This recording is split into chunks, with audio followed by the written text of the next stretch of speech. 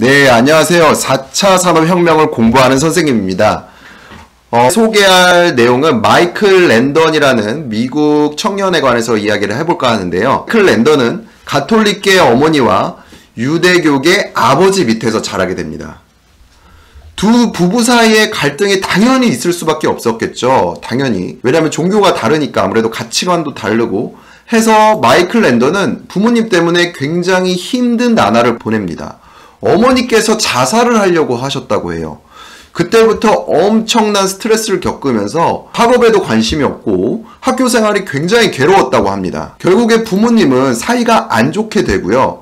마이클 랜던은 이러한 상황 속에서 굉장히 많은 방황하는 시기를 겪게 됩니다. 하지만 마이클 랜던은 자신의 적성을 우연치 않게 발견하게 돼요.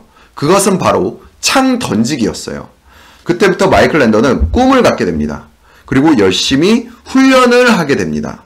역기도 들고 달리기도 하면서 내 꿈에 대해서 성찰을 하게 되고 밀어붙이게 되죠. 결국에 마이클 랜던은 이러한 훈련 끝에 상을 받게 되고 결국에는 대학교까지 진학하게 되는 그런 인생이 바뀌는 결과를 경험하게 됩니다. 하지만 그는 어깨 부상을 당하는 또 다른 시련을 겪게 됩니다. 어깨를 부상당하게 되자 그는 창 던지기 훈련에 참가할 수 없게 된 것이죠. 하지만 마이클 랜던은 이러한 상황에서도 좌절하거나 포기하지 않았어요. 그는 헐리우드로 갔는데요.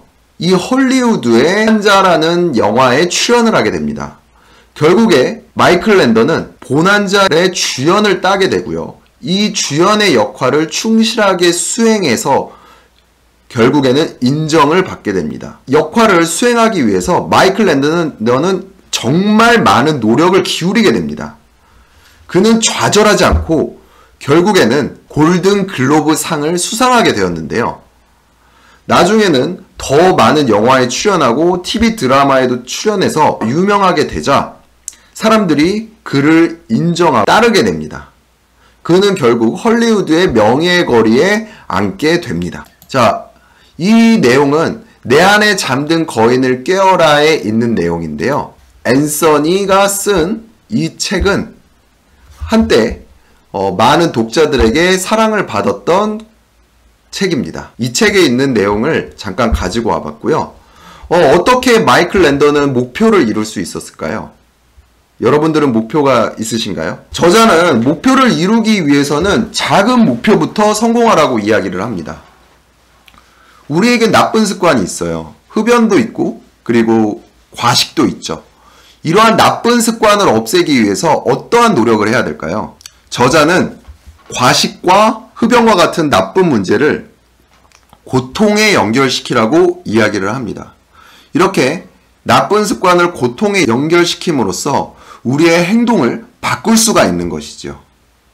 또 이러한 좋은 습관, 금연과 운동과 같은 것은 행복에 연결시키라고 이야기합니다. 이렇게 행복에 연결시킴으로써 우리에게 변화를 이끌어 줄 수 있는 것이죠. 우리의 뇌는 항상 의지에 따라 움직이는 것 같지만 그렇지 않습니다. 고통을 피하고 행복을 추구하는 그런 성향이 있는 것이죠. 항상 고통을 피하고 행복을 추구하는 그런 성향이 있기 때문에 뇌도 그러한 방향으로 움직일 수밖에 없는 것입니다. 예를 들어서 우리가 외식을 참으면 밖에 나가서 식사하는 나쁜 습관이 있다고 해봅시다. 외식을 많이 해서 살이 많이 쪄서 우리가 다이어트에 방해된다고 해봅시다. 그러면 외식을 참으면 우리가 돈을 아낄 수 있겠죠. 그 돈을 아껴서 절약을 하는 것입니다. 그럴 때마다 절약을 할 때마다 그 돈을 모아서 쌓여가는 그 과정을 보면서 우리의 행복도를 높이는 것이죠. 또한 우리가 운동을 하기 싫은데 운동을 해야만 한다면 우리가 멋진 몸매를 가져서 사람들에게 인기가 있는 모습을 상상해 보는 것입니다. 이렇게 상상을 해봄으로써 우리의 행동 패턴을 변화할 수 있는 것이죠. 우리 뉴런은 좋은 습관에는 행복, 나쁜 습관에는 고통을 연결시키라고 이야기를 하는데요. 이것이 우리 뇌의 구성 그리고 행동 패턴 시스템과 시스템을 활용하는 것이기 때문입니다. 저자는 이것 외에도 3가지 비결에 대해서 이야기합니다. 그 3가지 비결은 바로 무엇일까요? 바로 첫 번째는 변형어휘입니다. 우리가 짜증나고 좌절되는 상황이 있다고 해봅시다. 순간 화가 나고 욱하죠. 이럴 때 우리는 짜증나, 좌절스러워, 모든 걸 다 포기하고 싶어 이렇게 생각을 하지만 그것을 조금 멈추고 좀 성가시네, 좀 약오르네 이렇게 말을 변형해서 생각하면 조금 더 감정이 누그러지고 우리의 기분이 나아지는 효과를 얻을 수 있다고 합니다. 두 번째로 우리 신체는 정신과 연결되어 있다고 합니다. 따라서 우리가 멘탈이 약해지고 짜증이 나는 거는 그만큼 체력적으로 많이 피로하다는 이야기거든요. 그래서 몸을 단련시키라고 이야기를 합니다. 이렇게 운동을 함으로써 식사, 잠, 그리고 규칙적인 생활을 우리가 잘 하고 있는지 항상 확인하라고 이야기를 합니다. 셋째로 좌절감이 들 때, 그리고 무력감이 들 때, 그리고 중압감이 들 때 우리의 문제의 신호라고 파악을 하고 접근법을 달리하라고 이야기합니다. 좌절감이 들 때는 아직 더 잘 해내고 있으니 접근 방식을 바꿔라 라는 이야기고요. 무력감은 조금 더 정보조사가 부족하니 좀 더 자료조사 후 계획해서 다시 활용하라, 다시 시작해라 라는 이야기입니다. 또한 중압감 같은 경우는 중요도를 나열해서 할 수 있는 것부터 접근해라가 바로 그것입니다. 저자는 신경연상 회로를 조율할 수 있다고 이야기하는데요. 우리 뇌도 컴퓨터와 같이 어떤 알고리즘에 의해서 작동된다고 보는 것입니다. 첫째로 우리가 진정으로 추구해야 될 것이 무엇인지 확인해야 돼요.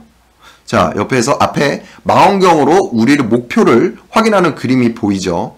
그 다음에 끔찍한 것을 고통으로 연결하고 좋은 것을 행복으로 연결하는 그러한 패턴 인식을 자꾸 훈련하는 겁니다. 자, 나쁜 것은 고통으로 자꾸 연결하는 그런 습관을 길러야 되는 것이죠.